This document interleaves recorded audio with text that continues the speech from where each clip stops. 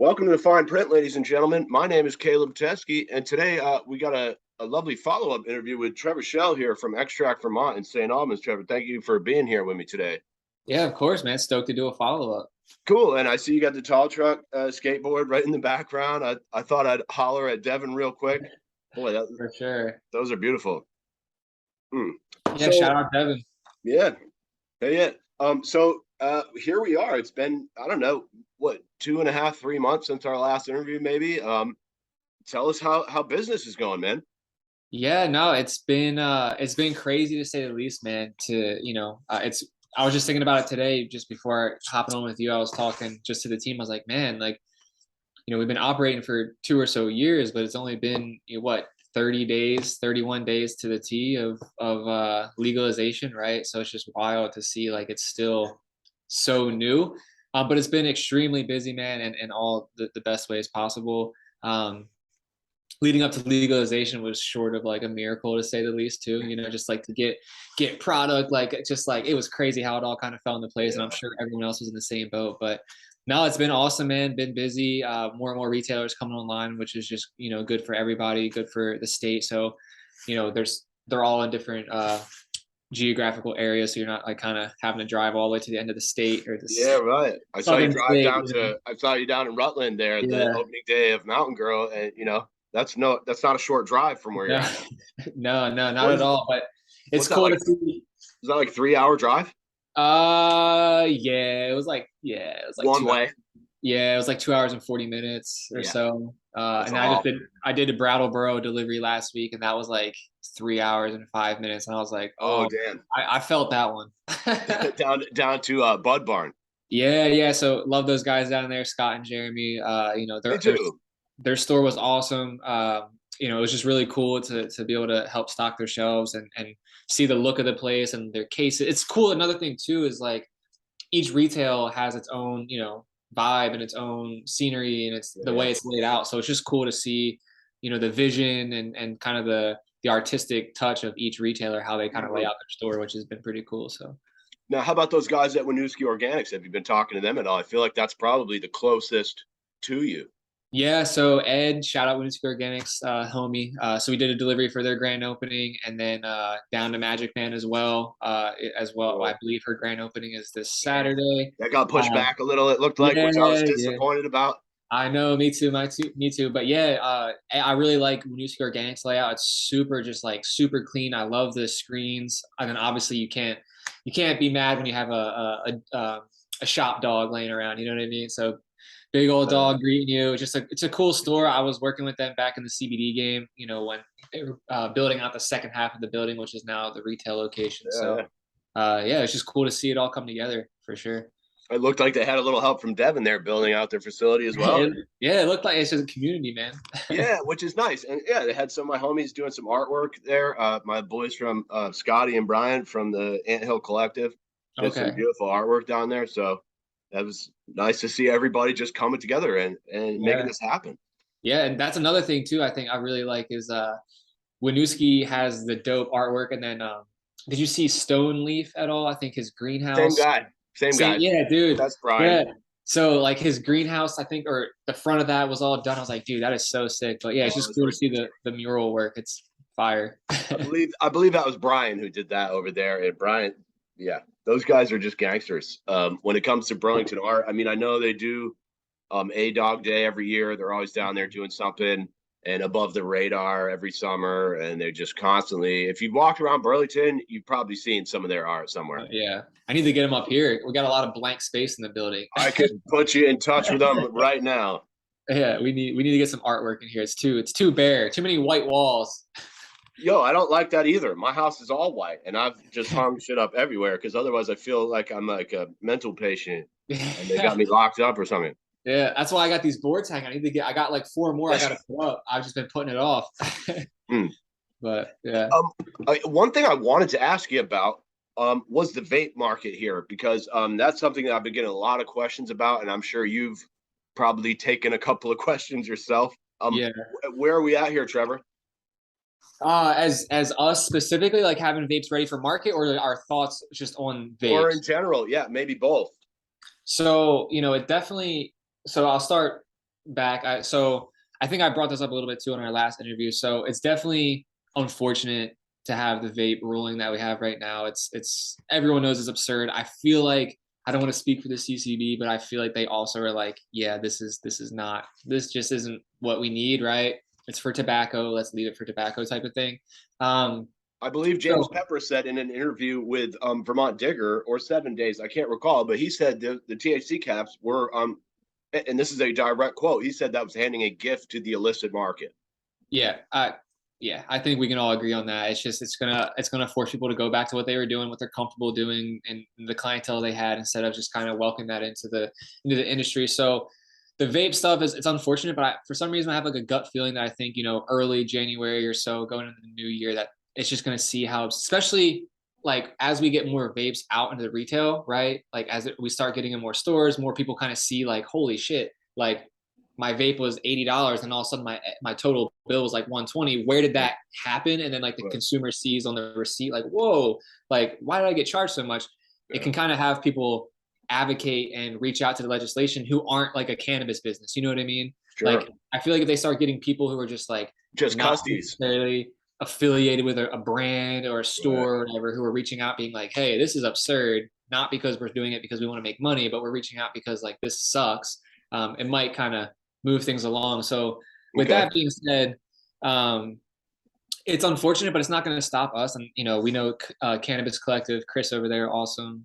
Again, great guy. Like he's got his vapes out there. So it's like, we got to do what we got to do to get through it. But, it's not going to stop us from doing vapes. So, and then, with that being said, we are now, it took us a little bit to get our full panel back for our distillate, right? So we were just kind of sitting on our hands. We were doing pre-roll production. Emma just did some gummy production. So now we're going to start allocating some of that distillate to vapes. The only thing we're waiting on currently was just the package approval from the CCB. But then, yeah, we should be putting out some large numbers of vapes out there because, we've been getting asked quite a bit. I'm sure, like you were saying, from other people, a lot of retailers are like, where's the vapes? Where's the vapes? So it's cool to see, despite the tax, that there's still a demand and there's still like interest and intrigue in that. Because I was a little worried. I was like, fuck, you know what I mean? I thought the demand was always going to be there. I mean, vapes are so hot right now. Even dude, I got fucking 15 of them in my bedroom in the drawer. Like, I love them. And I'm not a distillate. I got to tell you, what I really prefer lately is the hash rosin vapes. I really am loving those, but until I can get those, I keep distillate vapes for sure. Like, they do the trick for me, and I like them. I get them for $25 a piece. You can't beat that, dude. You can't beat it. It does what you need. I mean, obviously when you start having the live resin and things like that, it's gonna be a little bit different. It's not even comparable, right? But to just have something for $25 that does the trick, it's in your pocket, you're in the grocery store, whatever the case is, just puff it, you're out. You know what I'm saying? I haven't got so desperate I'm smoking in the grocery store yet. But maybe like the airport. Yeah, the airport. Bad analogy. Airport, Airbnb, DMV. So there you go. But yeah, no, it's there. I had always thought that just Vermont specific, right? I think, we're such a unique spot because of the tourism and like being a college area that like there's always that need for discreetness, or just like if you're staying in an Airbnb or a hotel or on a resort, right. You might not have your boss is a little bit of a dick, maybe, like, and you just need a couple of Yeah, no, for sure. And you might not have a place to step out and, spark a joint or whatever. So you're just like, you got a vape to rip on. The convenience factor, we all know, is key. So it sure is. But yeah. So can I ask you about this licensing deal? Because I took a bunch of calls about that, and your explanation was way better than mine. And I was hoping maybe we don't have to, but like I was really hoping you would explain that to people so that I can stop doing it. Yeah, no, and like I said, dude, feel free to forward anyone to my phone or whatever. But it's pretty simple. Like, there's nothing to hide here. So happy to go into it as much as we need to go into it. So a licensing deal, right, is Rosie's Confections is a brand, right? Extract Vermont is the license holder. So under our license, we are purchasing the flower, we are manufacturing the flower, we are distributing the flower, and we are selling the flower, right? Or we're selling the product, whatever is being made. This case was pre-rolls, right? So it's not Rosie's as a license holder or anything that is facilitating any of the stuff. It's Extract under all of us that is handling that Mm. the supply chain, right? And the Well, I think the throughput of important that. part was that one of their family members owns part of Extract Vermont, right? Which I Correct. think was the missing part that people weren't seeing, which is why they thought this sounded fishy. After I read that, I thought, oh, this all sounds very straightforward now, the way that you explained it. Yeah, I mean, it's pretty straightforward. Like Right. family aside, it's like I said, it could be a fine print fucking pre-roll. You know what I'm saying? So it's just like someone reaching out and being like, "Hey, I have some money or I have some startup capital, but I'm not a tier one cultivator. I'm not a manufacturer. I'm not a retailer or whatever. But I would like to pay you guys to launch a brand for me, right?" So, We might do that, by the way. so, but I'm saying it's like pretty straightforward. And if you guys ever see like the Mike Tyson ear gummies and stuff like that, when you're like, how does how's Oh he my God. right? Wait, what? You never saw that? So it's like a marketing genius. Whoever designed this, he had gummies that had like a bite out of the ear. That was like his product. And I was like, whoever was his marketer for that, or whoever designed that, like needs to have the biggest raise you'll ever see. That's amazing.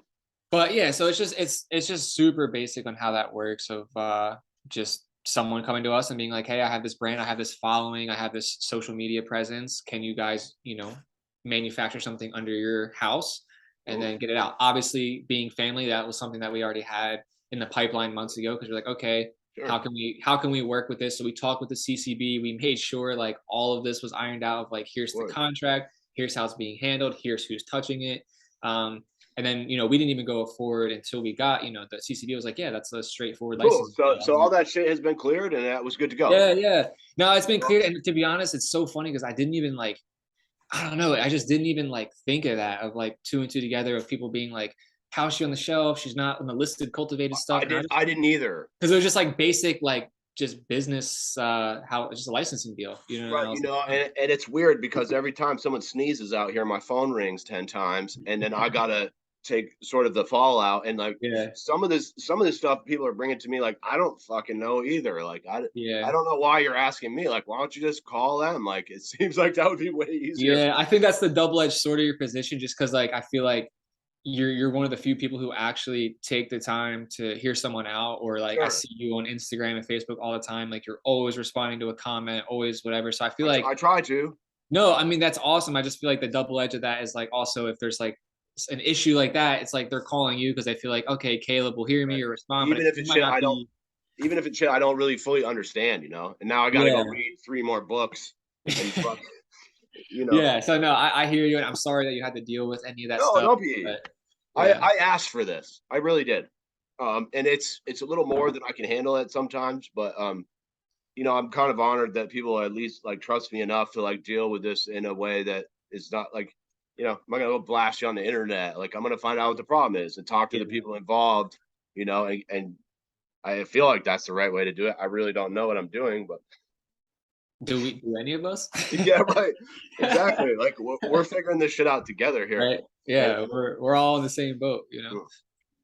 now tell me, like, how have the pre-rolls been going? I've seen, boy, you got some really lovely packaging for those pre-rolls. How's that been going? It's been going good. We're working with a few cultivators right now. We're working with Sam at Brookfield Buds that, he had reached out like, back to like what I was really saying of just like crazy how we got to market on that first day was, he had compliant flower and it just happened to work out. And, we struck up a deal and a relationship of like, okay, let's kind of like just work with your inventory just because we know you have all the tests and all that kind of stuff. So we've been working with Sam, and we got a few other cultivators in the pipeline where we'll start distributing their product as well through our Cool. extraction and stuff like that. So the pre-rolls have been going really good, getting really good feedback. It's kind of like crazy to like walk into a retail and be like, see your name, like not your name, but like see Rosie's up there or just something that we made, right? Come out of our facility on the shelf, like seeing people post about it. It's just really cool. Like, you know what I mean? So it's just, it's been going well, and it's awesome to see the other brands out there like Family Tree and Cannabis Collective and stuff like that. So, Are because those guys? Are you working with them as well? we're not Are working you with them allowed to at talk? the. No, I mean, we're not at the moment. We are pretty at capacity, so we've been having to, see what's coming in, what's coming out. But as we're hiring a lot more people on. That's another thing is just kind of getting more staff in here to fulfill the demand that's going out there. So How many more staff are you looking to take on? so since the last time I spoke with you, we brought on 3 and we're like in the pipeline of like 4 more. So potentially Okay. like 6 to 7 like in right now, like in the next week that could be in What here. would that bring the total to? A little over 10. I'd probably say 11 or 12 Cool. is where we'd be. I have to do like a rough count. But Awesome. so yeah, it's been picking up, and there's been a demand, and we've been working with I want to just give a shout out to Sherelle at Royal Highness. So she's been helping like facilitate and just like reach out to her connections and her people and just saying like, hey, this is this company Xtract. Would you be interested in like going in for an interview? So she's been really helpful to kind of send qualified people our way that we can kind of talk and pick up and see if they want to hop in. Word up. Yeah. Yeah. I like Sherelle. I fucks with Sherelle. Yeah. Cool. What about like? I want to ask you a little bit about the edibles, sort of the gummies, like because the stuff I saw so far, boy, the price per milligram, what we're looking at retail is high. It's getting in the range of like Adderall or other types of narcotics on the street, and I hate to break it down like that, but that's what I'm seeing. Maybe 60, 70 cents a milligram, like Yeah. pretty expensive. What are your thoughts on the edible market? Because boy, I really, I'm used to paying. I get a pack of 500 milligram gummies for $10, $20 tops, and I Yeah. know that's super cheap, and Yeah. that's not realistic to see retail. But I'm curious your thoughts on the future of the sort of the edible market here in Vermont.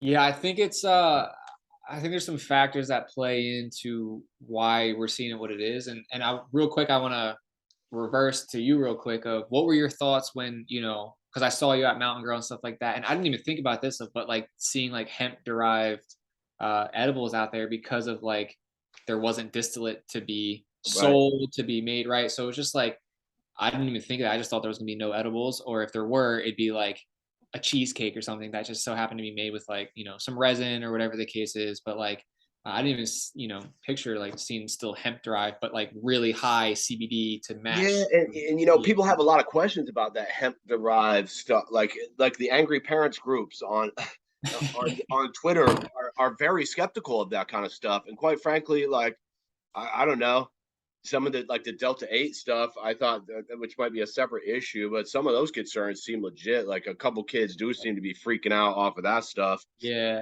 And No, I I don't, mean this was legal. Like we didn't do any of this stuff, but I'm just saying yeah, like just in general of having like a 40 milligram CBD gummy and a 5 milligram, a little bit full spectrum, right? Like it's just like how that works.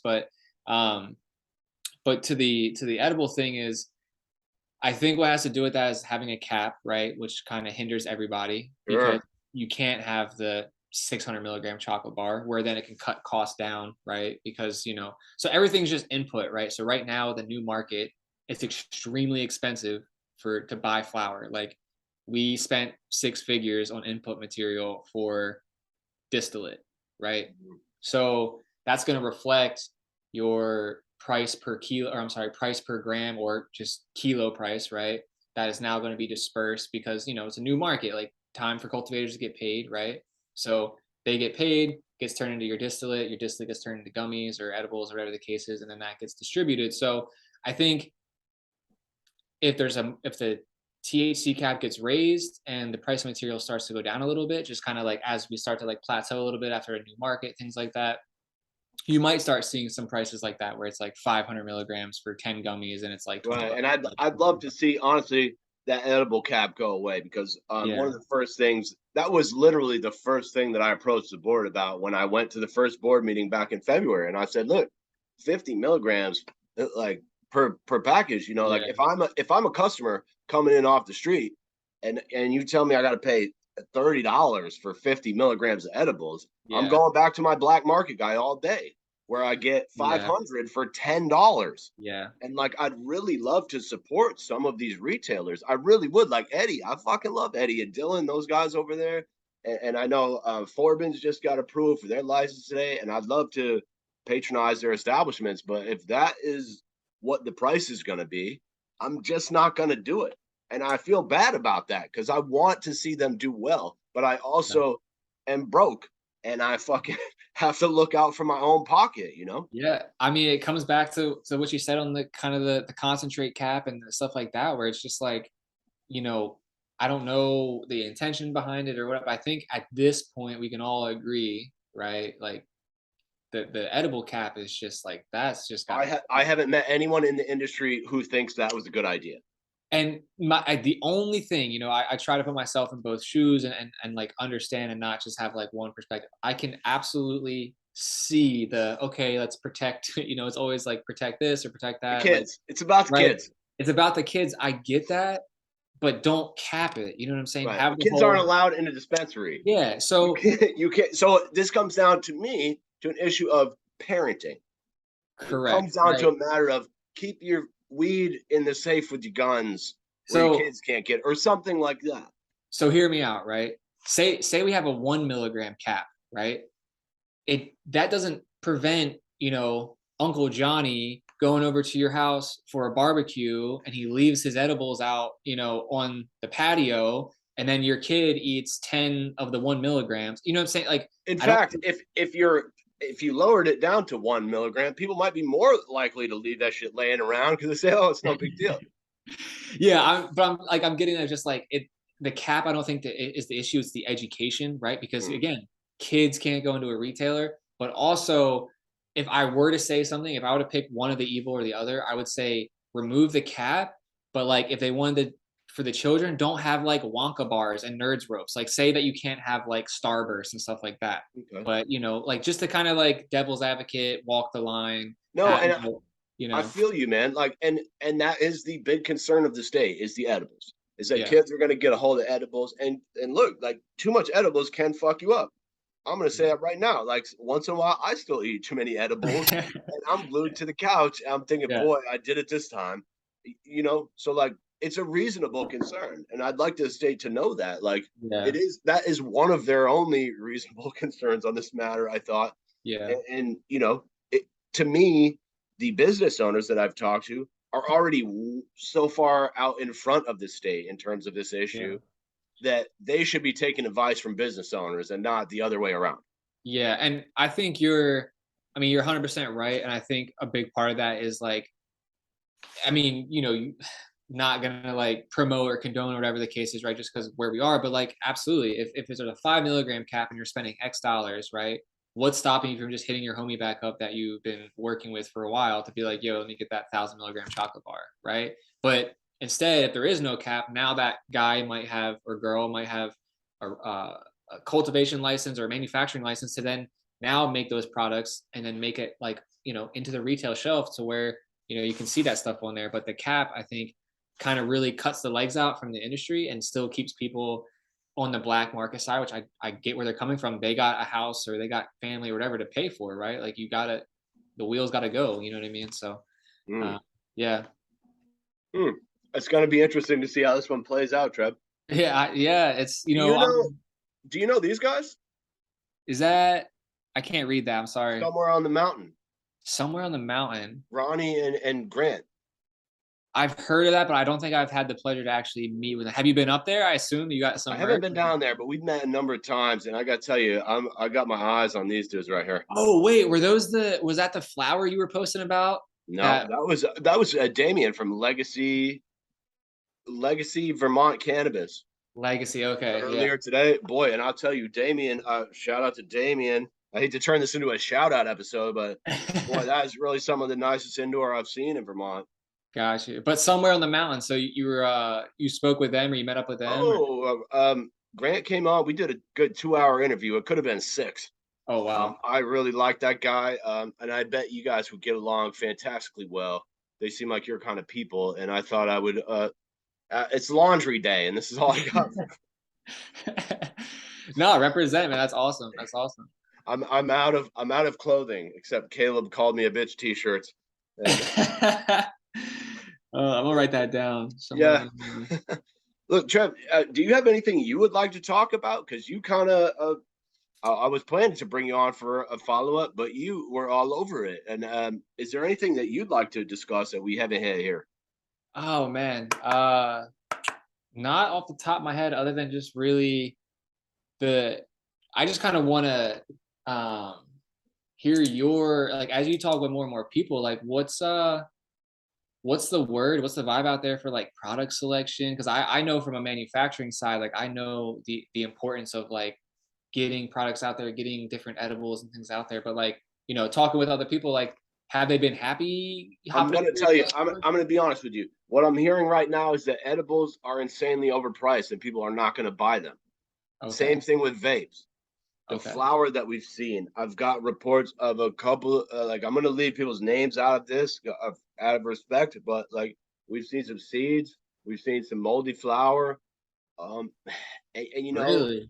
the initial reaction is that people are gonna go straight back to the black market. So It's been that kind of reception, huh?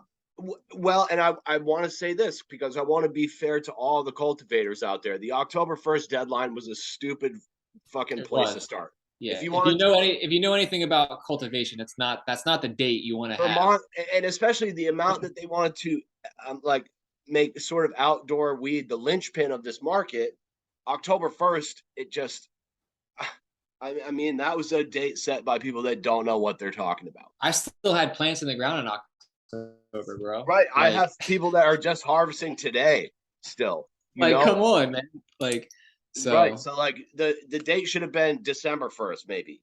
yeah, Whoever yeah, made that rule was clearly someone who doesn't have a lot of experience growing weed or selling it. yeah. So what people would like to see is the THC caps go away, Okay. the vape tax go away, Yeah. and also the edible caps. And I The think edible cap. honestly, if those three things would go away, we would have a market here in Vermont that would be close to fair. Yeah. I Yeah. think that would be as close as we're going to get to fair. And I think other than that, everyone's very happy. Yeah, no, I was curious. It can be a little like, because I've just been kind of in the lane right now, just making sure Sure. like steady production, things like that, and just kind of following through, retailer feedback, and then just like stuff you're seeing on social media and stuff like that. Just like, obviously there's a lot of love and support out there, but I'm just was curious like what consumers weren't happy with. Were they not happy with the flower selection, or there was really not Well, much in there's there to there's pick been a from? bunch of that too. Like the Yeah, flower selection has been low, and that's because of this time crunch. I think, like yeah, I thought the CCB, and bless their hearts, I thought they should have been given more time to let this yeah, play out. Like their timeline was less than a year to yeah. launch this whole market, and I thought that was unfair of the state to drop in their lap. Yeah. I will say, I guess one thing I kind of wanted to get your opinion on, which, was a little stressful, was the I get it too, because again, like both sides of the coin. Um, I was just glad that we had retailers open, but I was hoping for a little bit more of a spread for the launch. You know what I'm saying? Like nothing, no shade or anything like that, but just like maybe a spot in Burlington, that had their kind of stuff together. Because there were some out there. There was definitely some that I saw months ago that like had their layout, had their counters, whatever. They were just maybe waiting for like a case and then like the inspection type of stuff. So it was like I was just hoping to see if we were to kind of hindsight 2020. I would like to have seen it roll out a little bit different, where we had maybe one retailer in a central hub, because um, there was a lot of people going to those retails, right? Being like, hey, we're here to like buy stuff. And they're like, sorry, we're not approved, or, whatever the case is. And they're like, oh, I got to go down to, what'd you say? Rutland? Yeah, right. It would have Yeah. been nice to see You know what someone I in the mean? neck, like Yeah. someone in the neck, someone in Central Vermont, someone Yeah. in Burlington, someone down in Yeah. Rutland, someone in Bennington, and someone in Brattleboro. Like you got Yeah. all 5 points sort of covered. Cause I think, a lot of it is like marketing, right? Like a lot of it is just like the hype and the marketing, and people So knew, much of it. you know what I mean? Like people knew we were going legal and stuff, but they, I feel like a ball was dropped, because they're thinking like, as a consumer, like, okay, it's legal 10-1. I'm going to the shops that I've been following on Instagram for a while now. And I go there and it's like, sorry, we can't sell yet. You know what I mean? So I just think, like I said, hindsight 2020, if we just rewind and thought of a more strategic way to, as a industry, a community, everything, to like just have a few retailers in those hubs. And then I feel like it would have been a lot better just launch. You know what I mean? I think there was a lot of like kind of letdown of like, fuck, I can't go to my, There was. right up the road. I got to There go all the was. way. Like, I mean, we went with 3 retail dispensaries, 1 testing lab, and just a handful of manufacturers who are barely ready to go because the cultivators were barely ready to go, Yeah. So I think, and look, like, this isn't like a critique of the CCB or anything, but that's the nature of the beast here. Like, Yeah. we went to opening day with very few products on the shelves, and it was underwhelming. Yeah.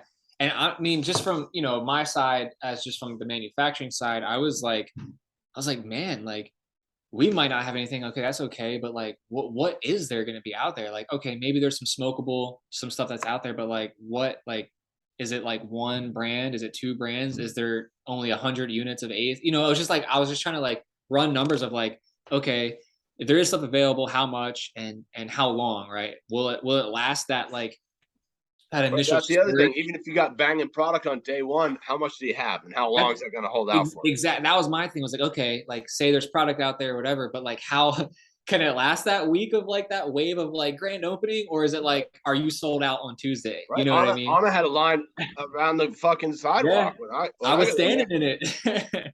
Yeah. Yeah, I was like, okay, this is a lot of people out here, and it's 10 a.m. It's only going to just continue like throughout the day, throughout the weekend, grow, right, as people start to find out where they can go. Yeah. And I was just like, how long is the supply last that the retailers have? Do they need, like, when's that first re-up coming? And it was pretty quick, to say the least. Like, so I was like, man, this is going to be a few days, and sure enough, it was like, You know what I do want to say though is that I was impressed with the diversity of folks that was out on the sidewalk. We had for sure. we had multiple Black people, which is hard to find in Vermont. We had a woman in a stroller, an old lady. Yeah, right. Like, we had an old white lady in a stroller, who could barely get down there because she was disabled. We had like young people, old people, different colored faces, like, and that was really nice to see, from a personal standpoint. To be honest, man, that's what it's about, in my opinion. Like, when you can kind of get stuck in the loop of just work and work, production, whatever. But like, when you see, like you just said, like the people that come out to it, or like that that it attracts, and the people that flock to go there, like, you got everybody, what I'm saying? Like, and that's like what it's about, right? So like, that's like what, at least, I feel like you're the same way. It kind of makes it worth it, like makes you feel good about it. Like, man, like, we're doing something good here. We're offering an outlet to people that don't have to go the opioid route. Right. You know what I mean? And like, I knew in Vermont that was a big thing, which I never really thought about that. Like, like how bad the opioid crisis was up here, just because like the climate, the type of work not that good up here. Yeah, like, it's very like labor intensive work, and it's like cold and shitty weather. So it's like, I feel like shit, and it's shit outside. You know what I'm saying? So like, pain meds help, or whatever the case is. But like, to not have anywhere to go unless you were an actual medical patient, that was kind of rough. But to see like that's gone, and now you have places to go if you need it, and it's there, and it's accessible. And as time goes on, there'll be more variety, hopefully cheaper, more product to get. So and I also see a couple dispensaries are going to be offering the discount. This was something that was pitched a lot, was that maybe medical patients could go to retail dispensaries and buy tax-free, yeah. as they get that same advantage at a medical dispensary. And I see that, I know Matt Lindemer is doing that at Lamoille County, and Yeah. I thought Eddie said he was doing the same thing at Winooski. Although please don't quote me on that. I know Matt is doing it, but I thought that was a really cool idea for the retail dispensaries just to pick up on without the state having to tell them to do it. Yeah, no, and that's again, like, that's somewhere you want to shop too. You know what I mean? If someone's doing that, and like when they don't have to, or not being told to, like, again, it just makes you want to support that even more. I think, don't quote me on this one either, but so my mom's in Jersey, and she's a medical patient, and I know this is a fact. If you go to a retailer in New Jersey, there is a recreational, like, so picture like a Subway, right? It's basically like cut in two, and like one side is your recreational line. That's the same in Mass. They got They got medical upstairs, recreational downstairs. Yeah, then you show up medical, there's no line, you go right in, boom, like same building, whatever, but it's just like just catering to that because like maybe you're disabled and you can't stand out in that line for long, or you're in a wheelchair, or you got a walker or whatever, right? So I thought that was cool. I don't know about the whole tax thing in Jersey. It might be the same thing. I think there's medical pricing and then there's recreational pricing, and I think the medical is like 10 or 15% cheaper. If I remember, I'll have to ask my mom. Actually, I kind of forget. Can we be honest though? Like, this is all the same weed, right? Like, you can grow weed in this building and call it medical. You can grow it in this building and call it retail. Yeah, it's the same plant, isn't it? yeah, You yeah. know, Well, some people are using it for different reasons, yeah. but like, it's the same fucking plant. I got something for you. You don't have to talk about it if you don't want to, but what is up with those Brussels sprouts, dude? Oh my God. That was Pennsylvania, dude. That was some Pennsylvania medical weed. I've been following along with, I don't use Twitter usually, but I've been using it recently because I've found these fucking places, and that was some fucking straight up broccoli, bro. Dude, like, that's Pennsylvania medical weed. There needs to be a standard, man. That's just not acceptable. And I'm not bashing on anyone. Like, it is what it is. Like, if you can't cultivate, you can't cultivate. If you can't do that, whatever. But like, that just can't be the standard. At that point, you got to outsource some product. Well, this is what happens when you allow private equity firms to come in and take over your whole market.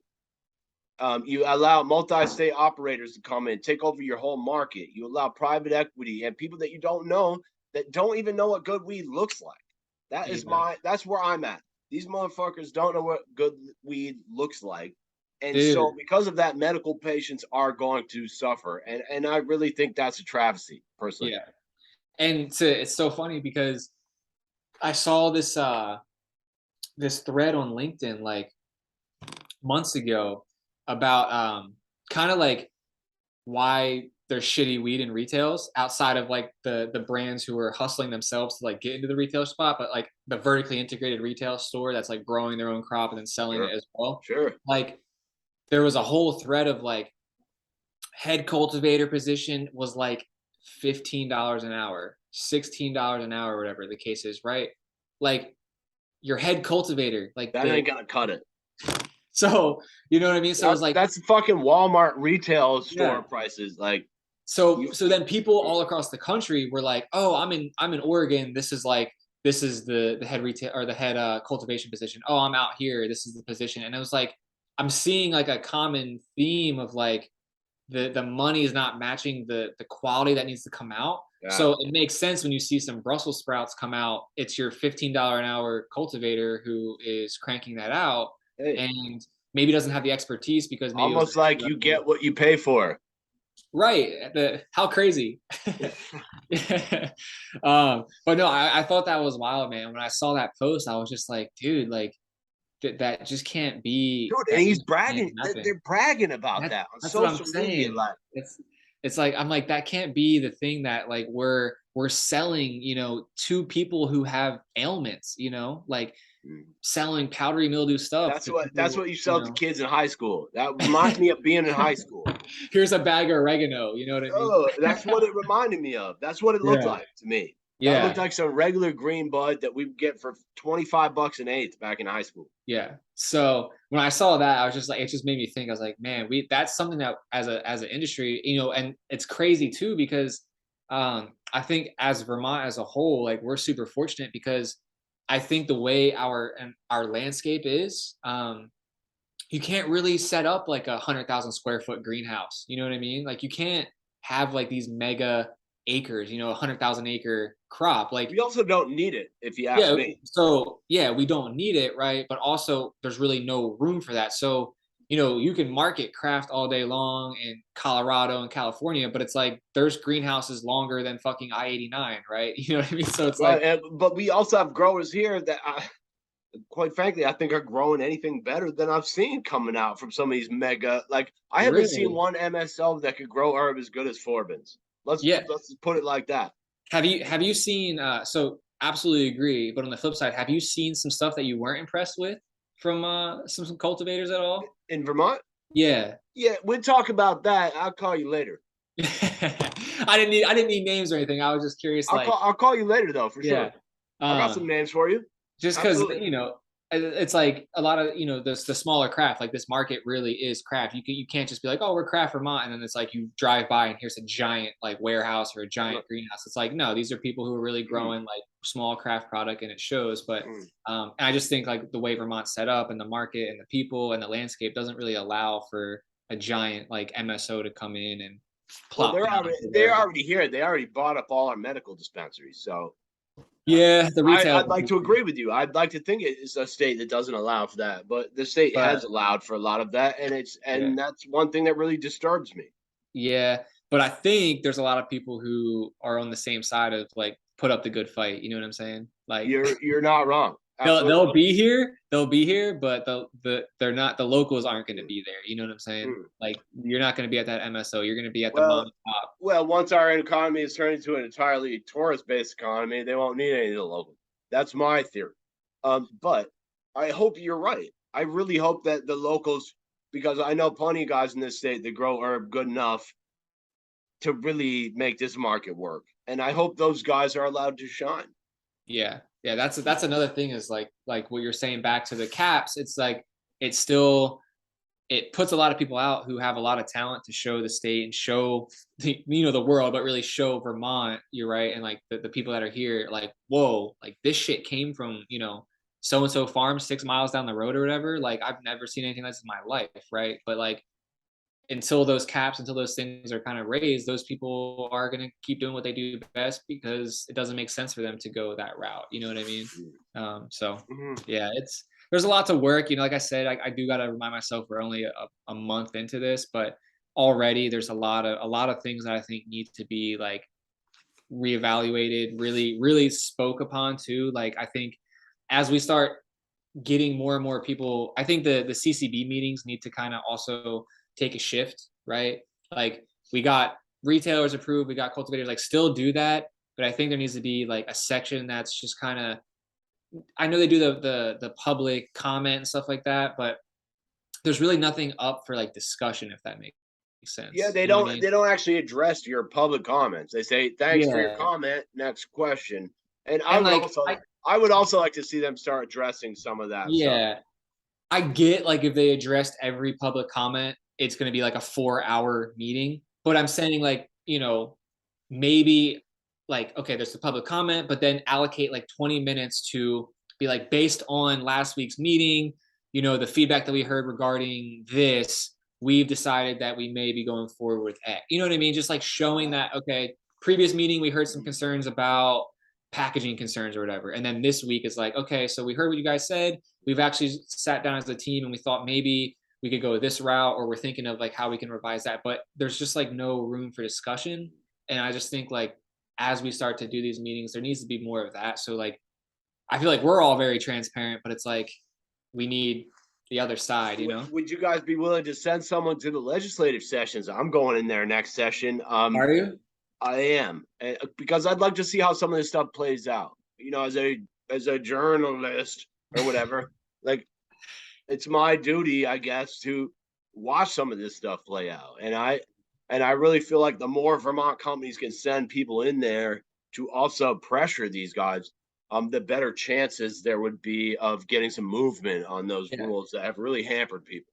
That's why I was saying, like what you said right there was my same thought process with the vape tax was like, it might seem a little one-sided if a brand or a manufacturer is like, release the tax or like get rid of the tax. But if consumers and just everyday citizens are like calling the legislature or like public comment or writing an email like, hey, what's going on with this? I think that could carry a lot more weight than like a cannabis business being like, drop the tax.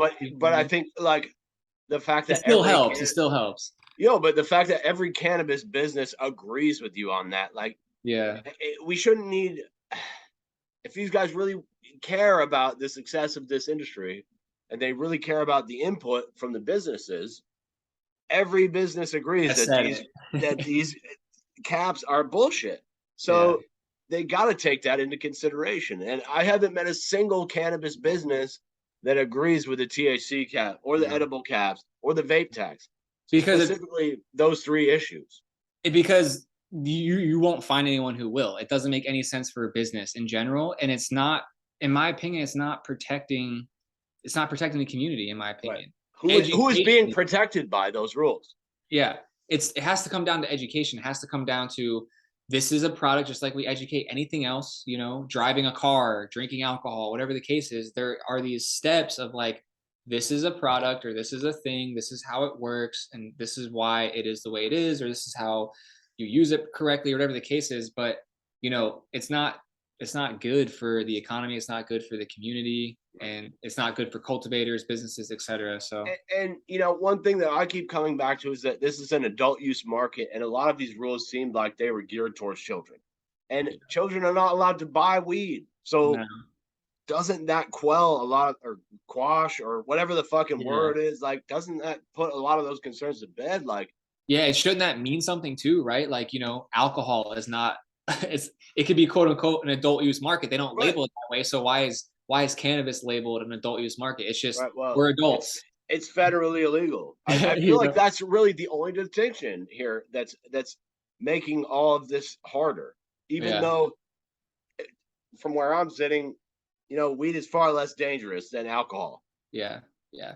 Yeah. I just think, you know, I just hope we all continue to keep doing our part and just express and do it like they're like, yeah, on the public comment, there are some people who, and I can't, you know, I don't ever want to speak for them, right? I don't know, not in the shoes. I don't know what goes on with that, you know. But I just think we got to come from a better side of like respect and just like humility of like, hey, look, like this is why it's not the best for us, because it's costing us thousands of dollars as a small farmer, small cultivator that we just simply don't have, and we were banking on being ready at this time based on, you know, conversations we had, because it's like no one reciprocates well to being like screamed at or yelled Right. at, and And very we don't need very to scream rarely at will that work people. in your favor, you There's know. no reason to scream at people about this. Like, we could talk about this like normal adults. Like, Yeah. I we can don't get have. where like it can be frustrating if you just feel like you're not getting anywhere or traction or stuff. But like I hear the public comments, I'm in there, and it's just like I actually missed the one today. But it's just Me like, you too. know, I was like so focused. But it's just like, you know, I want, like, I just don't want to hear that as an industry that we're in. Like I don't want people to be like, man, like I wasted all this money or whatever. Like I want people to be able to operate with the intention that they had of like, okay, we plan on going legal, we plan on having our license and this and the other. So it sucks to hear like some people are still kind of not there, or kind of just being drugged through. And it just sucks because, you know, we want to see our market thrive. We don't want to have people, and I'm kind of really speaking of this based on like an experience that I heard from another cultivator who was like a larger tier, who just didn't feel comfortable planting until they got their actual issued license. And then, you know, it's August and they still never got anything. Right. So Yeah. kind of that rollout, whether we want to acknowledge it or not, had just sidelined an integral business, an integral farm in our industry, who's And that's now not the only one. I could give you 5 exactly. other ones right now. So can I, like right off the head, right? So like that put them out of business, whether we want to acknowledge it or not, until next year, and that sucks because they're an important piece of the state, and they're an important piece of the supply chain, an important piece of like everything. But because this rollout has kind of put some farms that we just aren't going to see now, right? So that's kind of like what really sucks. Yep. And yeah, I don't have an answer for it. Let me stop you right there, because that was a fantastic point, and I'm out of questions. But I do want to ask about this interview you did with Forbes. Yeah, dude. Yeah, you guys got some big attention there. Dude, I don't know. It was awesome. I was out doing production, like doing pre-rolls and stuff. And our lawyer had reached out and said, you know, hey, Forbes asked if we had anyone that we thought would, you know, be interested in doing this. And that has kind of like a business model that would be, you know, covering for Vermont and all that stuff. And she reached out and I was like, sure, I'll, you know, what do you want to ask? Cause I was like, I'm not getting into politics. Like, I don't even, whatever. And I said that, and then they asked me about the whole Joe Biden thing, and I was like, "Look, I'm not." Send them over to me. I was like, "Look, I'm not about politics." I was like, "I think the whole partying thing should have been done years ago." I was like, "There's no reason that we're capitalizing on cannabis, and there's still people in jail. That's fucking insane to me." And I was like, "That's as far as I'm going." But the interview itself, you know, I think it was cool. It brought light to Vermont. It brought light to what we do, who we are. But yeah, you were the first one that ever gave us the time of day. So shout out to Fine Print, shout out to Caleb. Like y'all were the first one to put us on the map in terms of, a story. Is Forbes watching my interviews? Are they sniping my interviews? They might be poaching all your clients, dude. I gotta figure that out for you. But no, man, I think if they are, I'm happy for you. Yeah, no, I think it's just still crazy to me that not crazy, it's just like, it's awesome to see the feedback that you get from the community compared to like when other sources reach out and they're like, yeah, I'm good. And then it's like, yeah, I'll happily hop on Caleb's though. So yeah, it's cool. But no, seriously, you gave us the first yeah, there's no you guys, it's just me. Yeah, so soon so speaking of that, I got a question for you. Are you with all the traction and stuff, like what's it look like behind the scenes for you? Like do you have people reach out for like partnership stuff or just kind of like sponsorship? I've had people reach out for follow-ups and stuff, but I'm headed out to Vegas in a couple weeks for MJ BizCon. I saw. Yeah, that's I'm gonna see if I can. I'm gonna see if I can do my part for you. I haven't forgot about that. It is nice. Like after every control board meeting, my phone rings 10 times and people tell me their concerns. So I'm very honored by that. I guess that people trust me enough to bring their concerns to me. And in the meantime, like. I'm just doing my thing, and I haven't pissed anyone off super bad yet, which is good because I have a tendency to do that. So I'm really looking forward to the next couple of years here. Just working with everybody and trying to make this the best market that it could be. Because that's like all I ever wanted from this market was for the cops to leave me the fuck alone. Like that's all I ever wanted. And now they're training new drug recognition experts, and we couldn't even get that, really, it seems. So I would like to get that. Just leave me alone. Let me smoke my weed in peace. That's where I'm at. I'm gonna end it on one more thing. Yeah, you get the listen. I always leave the last note for my guest Trevor Schell, Extract Vermont. Thank you again for this follow up, and I'm gonna leave this for you right here, sir. Yeah, I appreciate it, man. For giving us the light of day to do this, just kind of showcase what we do here. How we help the state and where we're going forward. I think we could talk for 6 hours straight if we wanted to. But no, it's an honor, man, and it's just really cool to shoot the shit with you and just talk about what we're doing here. If anything, I would say just keep a lookout for us on the shelves. Shameless plug. But yeah, with that being said, man, it's always a pleasure, and that I really enjoyed today. I know we just kind of we're shooting the shit, which is it's better. It's always totally better. Free ball. I have no notes for this, so this is a free ball interview. Yeah, organic's better, right? Yeah. But yeah, man, I appreciate that, and I'm sure this won't be the last time. We still got to get you. I would really love to take you up on your offer to kind of come up to the facility one day. I'm gonna do that soon. You know what I mean? But kind of show you how it gets made back here. So yeah, I'll end it on that. I love to see how the sausage is made. Trevor Schell, Extract Vermont. Thank you so much, man. I'll get this up as soon as I can. For sure, appreciate it, bro. Peace, man.